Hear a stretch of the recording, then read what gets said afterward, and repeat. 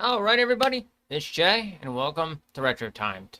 Now, today's video, I'm going to get a little personal here, and what I mean by personal is that I want to talk about one of my favorite franchises, and why that franchise means so much to me as a whole, and why it kind of helped develop me as a person into my adult years, from my, early teenage years. So I just want to kind of get into it. So, as you can see here, one of my favorite franchises in video game history ever is The Legend of Zelda. I actually started playing it during the Ocarina of Time, and my most memorable moment with Ocarina of Time is getting stuck inside a Deku Tree and not knowing how to open a door with the eye above it. And I was like so unaware about using the slingshot on the eye at the time. So I took it back to the rental store because my mom had taken me to rent a game. We rented a game like every once in a while, and I just so happened to be like, okay, I'm gonna rent this and I'll play this for the weekend and see if I like it, and then eventually, if I really enjoy it, I'll probably end up wanting to get the game. It was those things were meant to test the game, see if you like it. That's what I felt they were, and then eventually I actually ended up getting it. I probably bugged for it or something. I totally forget what happened, but I just remember being stuck in a Deku Tree, and still, even to this day, the graphics were like the way this game was set up was a first really unique experience for me because it felt like, and it's really weird to say it, but if you were to go into first person view, you'd actually feel like you were inside that game. Just as an example, it's like if you had a VR headset and you set it to first person, which they could definitely get away with something like that, you'd actually be able to play these games like that. That's why I like them. But nope. I'm stuck inside the Deku Tree and I couldn't get out, and that was one of my most memorable experience. And then I got out, and then I love that first boss. I can't pronounce his name. Gumba, I think his name is the guy that looks like a spider, but he has a tail or something like that, like a scorpion's tail. It's such a weird looking creature with one eye. And the thing that you always noticed about Legend of Zelda games for that time is they always had an area where you directly aimed and you could always hit. And that's what made those games great. You never had to, you never had to really be like, well, what do I have to do here to hit this? And every now and then you got into a boss fight in the games that just challenge you, and you would have to guess, but it was very so often that Ocarina of Time did that, and that's why I really enjoyed that game. So moving on to later, I ended up for Christmas. I think my dad had gotten it for me.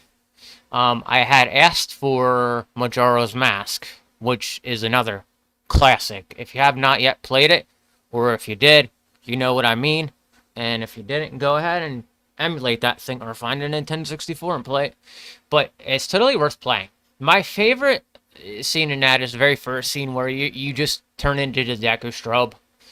And it was such great cinematics for its time. It gave the idea of something weird and creepy is going on. And the opening cutscene for when you turn into the Deku Strub, you're literally running from the Dekus yourself, and then you end up turning into it, and it just turns into like this creepy cutscene. It's really cool, actually.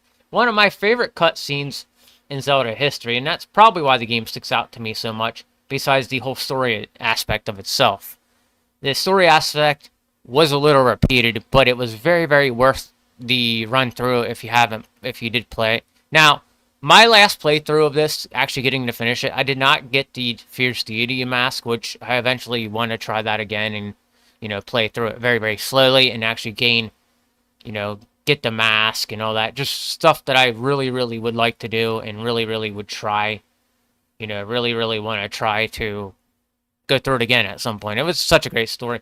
But I still remember when I got on a Nintendo 64 and my friend told me he needed an expansion pass, and I put it together myself. And the game just, I found out that way that the game wasn't playable without the expansion pass, because I think when you inserted the game into the Nintendo 64, it just did not play. So that was one reason I definitely knew. I was like, okay, well, I definitely need one. So my dad took me after Christmas because I explained to him, I was like, hey, this game needs an expansion pass. Is there any way that we could go pick one up so I could play this game? And he said, yeah, sure. We went out and bought it, and then we put it in. And I said to him, I was like, I think this just upgrades the graphics or something like that. And I turned it on, booted it up, and he's like, it doesn't look like it did too much with the graphics. And I was like, yeah, I kind of agree. And still to this day, I just remember that experience with my dad for some reason about how, like, he just was nonchalantly like, yeah, it doesn't seem like it did too much. But that was one of those memories I had with this game. And I just remember at one point sitting in my room, and there was this girl I had a huge crush on, and her mother and her dad came over. The girl didn't come over. I was like a little bit disappointed. And I was like waiting to see if she would come over. She was, she was a crush of mine back then. She was that girl that every guy for some reason would attract to. Fortunately, later on, I actually did end up dating her. It was such a weird occurrence, and I didn't tell her at first, but I eventually told her that our moms know each other. It was just a really unique experience for them to just find out that they both knew each other that way. But boy, that was an experience. But I was sitting in my room playing Majora's Mask, and then just trying to get through that first part was a challenge. And I remember getting ready to go out to dinner. So I have some pretty decent memories with this, but that Legend of Zelda just has a lot of memories for me. And then let's go even deeper. So later on, I got Wind Waker. Okay, Wind Waker was fun, but I had to use a lot of manuals for that, along with of course, the other Zelda games were difficult as well. But Wind Waker was by far one of the most challenging games I've played out of the Zelda history, because there's just something about trying to open up new parts of the map, which is DC. I went to a certain part where I was almost finished, and then I gave up on the game because I was like tried everything I could in my power to unlock the next part, the like last stage of the open sea, and I just couldn't do it. So I had to eventually give it up. And it's one of those games I still need to go and finish, but I have an experience with this one too. And I have tried to play it recently, but I really, really want to try to get into it at some point again and try to play through it again. Unfortunately, it's just something that it's on my list of to do and to finish, because I really, really enjoyed the game. I just didn't get to finish it. So, now, later on, after the GameCube era, and I got Wind Waker, I begged my mom to go get Wind Waker, by the way, and I eventually got that one too.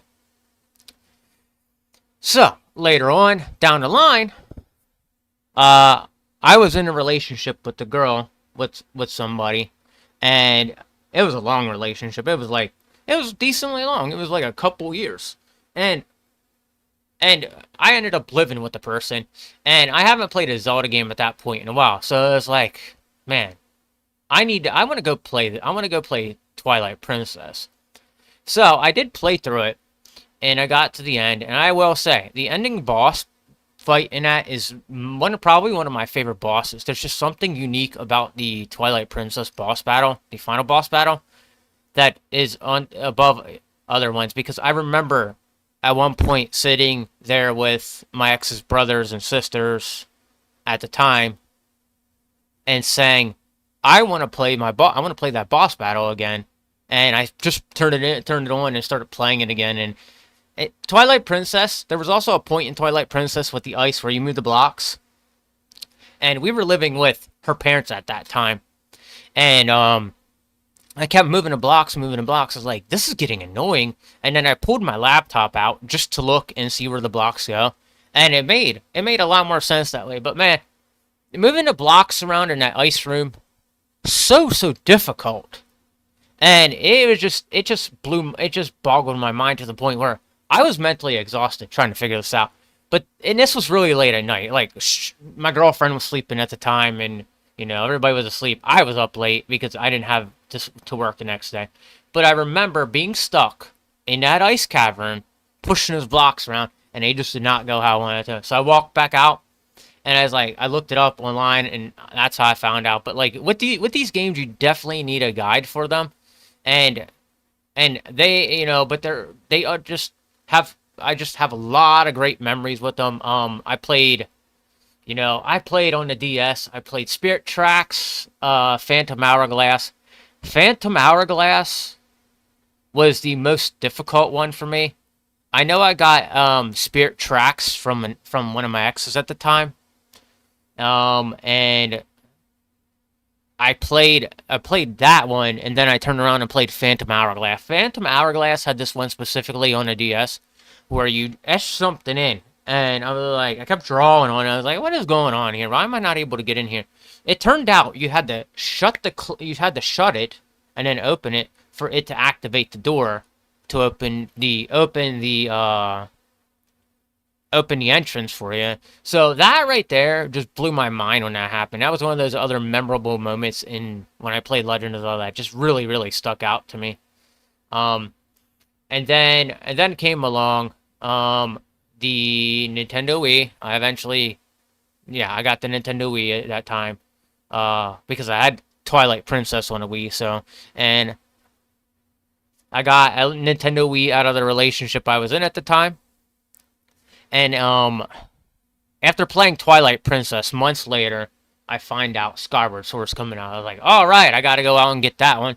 So I got that one, but I waited with her brother in the line to the game store and was like, all right, so I'm about to get Skyward Sword, and I remember getting the Wii Gold, the Gold Wii controller with it. And I kept the box and everything. And I was trying to build a little collection at the time. And then around that time, some tragedy struck in my personal life. But I finished out the game while I was in a relationship. And then the relationship at some point just ended. So that was a little bit of a sad moment for me. But it was, there was stuff that got collected that, just I don't own anymore, unfortunately. That's just how I'm going to put it. But it's one of those things that, like, I definitely remember it. I actually had a shirt for the longest time. It was a green shirt. It was a green, knitted sweatshirt. And it had Link turning into the wolf on the front of it. So I had that one for a while. And that one, I don't even know where that is. It's probably ruined and destroyed and gone by now. But, yeah, I was just a huge fan. And, I lost a lot of my stuff along the way. So I kind of dealt with it. But since then, I didn't play any of the remasters of them. And I played Ocarina of Time on the 3DS, and I tried playing Majora's Mask on the 3DS. The third time playing Majora's Mask, I sat down and actually got to play through it. So I missed a lot of games in this franchise. As I've gotten older, there was a lot I missed. So I didn't get to play every single game, but I know quite a bit about Legend of Zelda lore. But I played a good portion of the games. Throughout the course of my life, I've nitpicked at some of them. I didn't get to play them all, but I didn't get to play through all of them, but I played through most of them, and yeah, I do enjoy a lot of them. I will say I did enjoy Spirit Tracks and Phantom Hourglass. I guess it's because it was a different experience for me than most, because most people are like, well, those games suck. They suck to you, but I like them.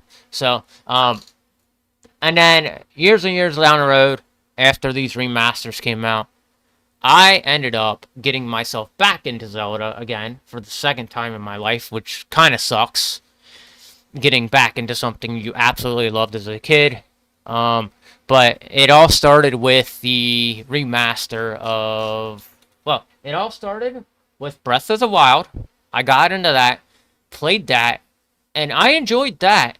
But there was just something... well, not something, but...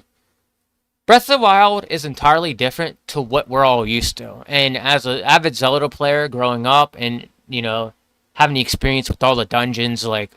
you going from dungeon to dungeon and stuff like that. It really, the change is quite different. I will say that. But it still has those same aspects. And the change of green to a blue shirt and blue outfit really just put a different aspect on it. I tried playing Hyrule Warriors.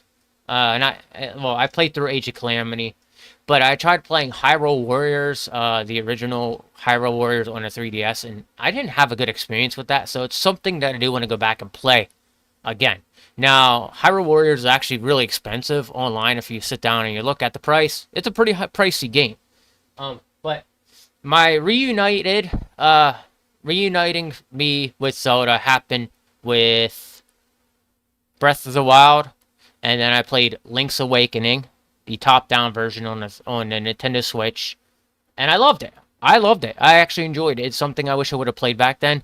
And now that I played it, I see why everybody actually thinks it's a good game. The ending still blows my mind. I will never forget the ending of that. And then and then a little while later, I got into Age of Calamity because I wanted to play through. I wanted to play through and see how the story added up if you played them in a certain order. And that's what I did, and they did not match up at all whatsoever. So what they were doing with Age of Calamity is really, really just threw off the Zelda timeline, and just if they say it connects, no, it doesn't connect. In fact, I will say this: Tears of the Kingdom, it connects in some aspects, but it also doesn't connect. And there's a lot of it in the story that just doesn't connect it to the previous game. But also, there's some factors in it where things have changed and people have grown up and things like that. So the change could be that everybody just kind of grew up and everybody's much older now, and that could be why. That could be the thing. The game could be teaching us just to move on and go on to new parts of our life instead of holding on to the past stuff. But that could be the message behind that game. I don't know, but maybe that's what it is. But yes, these are the reasons Legend of Zelda has always meant a lot to me. Now, there's a lot of games in this franchise I still got to go back and play. But all in all, from the Nintendo 64 on, I've really, really enjoyed what they've given us, and Nintendo should not stop. Even if I didn't care for Tears of the Kingdom story all that much, it's still worth playing these games. These games are, to me, they are gaming culture in general. They are what set gaming as it is today. And you will see replicas of this in different forms. Like, there are so many games out there that take spin-offs of this game because this game is, in general, gaming culture as a whole. So anybody sits there and argues with me about that, you better have a good argument. And if you're saying anything, I'm going to say Final Fantasy would be the other one that's gaming culture, and, some other games here. So if you can bring a valid argument to me and tell me why, I'll give you a round of applause for that one. But that's about it. I'm going to get back to the big screen. All right, ladies and gentlemen, so if you look at my shirt here, I have like 2 Legend of Zelda shirts I wear on here every now and then. You'll notice. And you see my memorabilia back here. Yes, the games mean a lot to me, and they take a big place in my life, and they have a lot of memories to it. So yeah, I used to have the Book of Astoria. That's how much of a fan I was, and that got destroyed and ruined by, my mom just being my mom, and people in my life just not wanting to send me my stuff. So at the end of the day, you just have to leave it as it is, and they help me to understand a lot about myself. And the simple story of a guy who grows up being young and understands the basics of how to grow into be a man and save a woman from, a dark entity and a force. That's something that should speak out to all guys, but a lot of guys don't look at it that way. As for me, that's how I look at it. Women love guys that play Legend of Zelda for some reason. That's one thing I picked up on, is women absolutely love when guys play Legend of Zelda, because the stories always go, is the guy is always saving Zelda, no matter what. And, and that's why if you're a guy who plays Legend of Zelda, women usually like that stuff, that know about video game, because they see it as, well, he wants to save me, and stuff like that. So just think of it that way. But I've had a lot of guys just, say they didn't play this because they feel like it's stupid and stuff like that. But the reality of the truth is, if you're a guy and you don't like this stuff, chances are you're not a real guy. And, that's just not trying to insult you. That's just how it goes. There's a lot of women out there that do love guys that play Legend of Zelda. I don't know what it is about that, but I think it's the factor of men saving a princess. And to show a guy caring that much and a guy playing that guy that cares that much, it shows a lot about you as a person. And that's why I will say, that's why either way, even if that is the meaning, I want to say that this game here had kind of made me into an individual I am today. Learning to be tough in hard situations. Learning not to give up.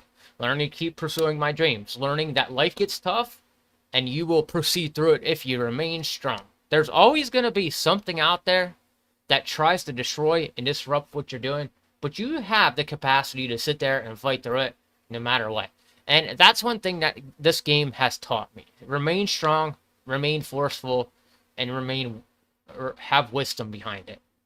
And that's why I enjoy these games, and that's why these games always mean a lot to me. So, if you like this video, I made this because I was like, well, maybe it's time I explained why I really enjoy this franchise. So yeah, there you go. You have it. I hope you like it. If you do, please hit the like button. Subscribe to the channel. I got a little bit deep with this one. So I hope you subscribe to the channel. And also, hit that notification bell and you will get more from me. And I'll be seeing you next time. Keep gaming, gamers.